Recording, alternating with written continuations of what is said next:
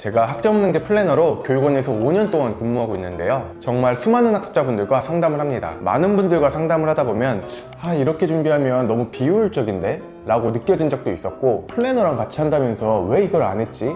하는 경우도 많았어요. 이런 비효율적인 상황을 막기 위해 5년차 플래너인 제가 말하는 학점은행제 시작할 때 절대 하면 안 되는 3가지에 대해 한번 말씀드려 보도록 하겠습니다. 첫 번째, 플래너에게 지나치게 의존하는 경우입니다. 플래너는 학점은행제 과정을 처음부터 끝까지 도와주는 분들인데요, 도와주는 이 사람들이 앞길을 막는 경우가 꽤 많습니다. 아마 찾아보신 분들은 아시겠지만 학점은행제 플래너도 이제 되게 천차만별이라 정확한 정보를 갖고 학습자분들과 소통이 잘 되는 분들도 계시고, 잘못된 정보로 학습자분들의 과정을 더 돌아가게 하고 연락이 늦는 경우도 많습니다. 만약 내가 선택한 플래너가 정보도 많이 알려주고 연락도 잘 돼요. 그러면 무의식적으로 이런 생각이 드실 겁니다. 플래너랑 같이 하니까 알아서 다 알려주겠지? 이런 생각하고 계시지 않나요? 그렇다면 굉장히 위험합니다. 플래너도 사람인지라 가끔 가다가 놓치는 경우가 있습니다. 놓치는 게 당연하다고 말하려는 건 아닙니다. 평소에는 잘 챙겨주다가 실수로 연락을 누락하는 경우도 있을 거예요. 예를 들어 성적을 잘 받아야 되는 학생이 있는데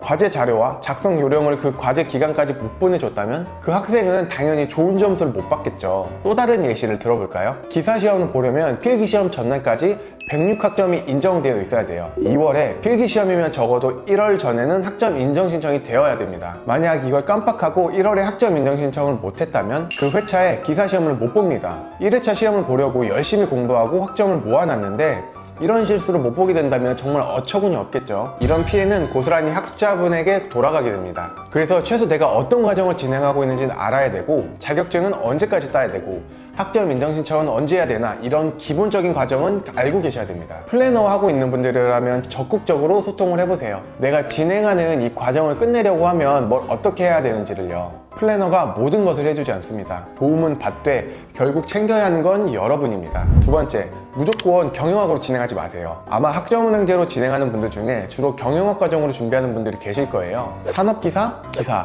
편입, 단순 학위취득 등등 경영학 과정이 전공 자격증들도 많고 난이도도 쉬운 편이라서 그런데요, 그래서 학점은행제 경영학으로 진행하라는 이야기도 많이 보셨을 겁니다. 특히 편입으로 준비한 학생들은 대부분 경영학 과정으로 학위를 빨리 따서 편입 공부에만 집중하는 편이에요. 경영학 과정이 확실히 유리한 건 맞습니다. 맞는데 해당되지 않는 사람들도 있어요. 예시를 통해 보여드릴게요. 이 학생은 3년제 시각 디자인 전공으로 졸업한 학생입니다. GTQ 1급 자격증을 가지고 있었고 편입을 준비하기 위해 연락이 온 학생이에요. 다른 곳에서 상담을 받고 왔는데 당연히 경영학사 과정으로 준비를 하라고 했대요. 경영학사 플랜으로 진행을 하게 되면 생각보다 인정받는 학점이 적어져서 경영학사를 진행하는 게 걱정된다고 했어요. 경영학사 과정으로 진행을 하게 되면 시각 디자인 전공들이 일반 학점으로 분류되면서 50학점까지만 인정되거든요. 총 108학점 중에 일반 50학점, 교양 17학점 해서 총 67학점밖에 못 가져오겠네요. 수업도 2학기는 들어야 되고 경영전공 자격증도 따야 돼서 시간을 더 많이 빼앗길 수도 있거든요. 그래서 전적대 학점을 등록시키고 시각 디자인 학사과정으로 진행했습니다. 생각했던 것보다 전적대 전공학점을 많이 인정받게 돼서 수업만 9과목 듣고 끝났습니다. 만약 시각 디자인 전공으로 진행하지 않고 그냥 경영학사 과정으로 했다면 아마도 수업도 전공으로 14과목을 들어야 하고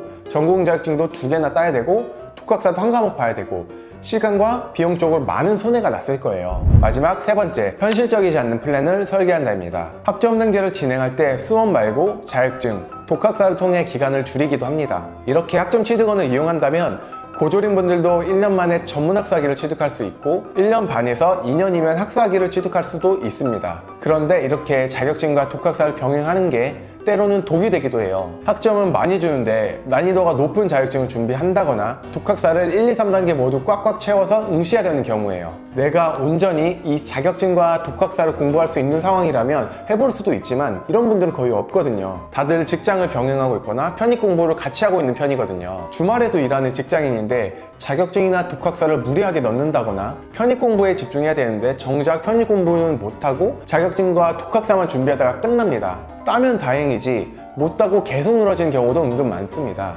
그러면 내가 계획했던 기간에 과정이 안 끝납니다. 그래서 내가 준비하는 자격증 시험은 1년에 몇 번 있나? 난이도는 어느 정도지? 지금 시기에 독학사는 몇 단계를 볼 수 있고 어떤 과목을 봐야 되지? 이런 것들도 잘 따져봐야 됩니다. 혹시라도 주변에 물어볼 사람이 없다면 저한테 물어보세요. 여기까지 학점운행제를 시작할 때 절대 하지 말아야 할 3가지에 대해 알려드렸습니다. 혹시라도 궁금한 게 있는 분들은 아래 링크를 통해 문의 남겨주세요. 긴 영상 시청해주셔서 감사합니다.